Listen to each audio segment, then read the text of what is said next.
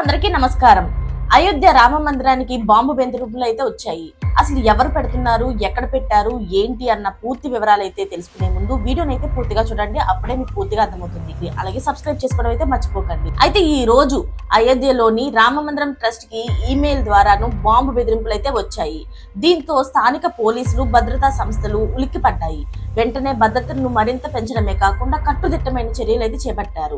ఉత్తరప్రదేశ్ లోని అయోధ్యలోని గతేడాది రామ మందిరం ప్రాణ ప్రతిష్ఠ జరిగింది.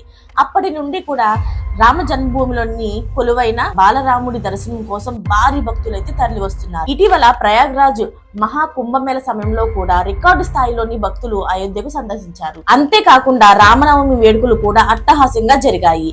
అలాంటి సమయంలో బాంబు బెదిరింపులు తీవ్ర కలకలం అయితే రేపుతున్నాయి.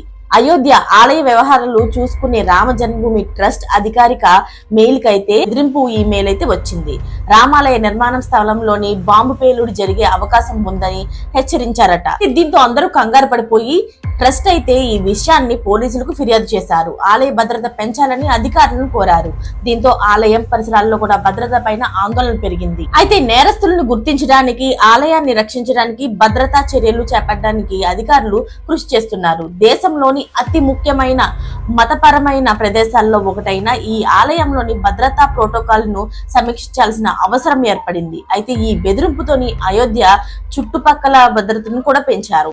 అయితే ఈ మెయిల్ తమిళనాడు నుంచి వచ్చి ఉండొచ్చని ప్రాథమిక దర్యాప్తులో అయితే తేలింది. దీంతో సైబర్ సెల్ మూలాలను గుర్తించడానికి అయితే బెదిరింపులకు పాల్పడిన వారిని గుర్తించడానికి తమ ప్రయత్నాలను ముమ్మరం చేశారు. భద్రతను నిర్ధారించడానికి అలాగే భద్రత ఉల్లంఘనలను నివారించడానికి అధికారులు వేగంగా అయితే పనిచేస్తున్నారు.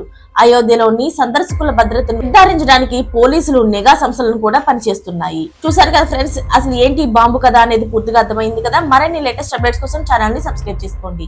Thanks for watching friends.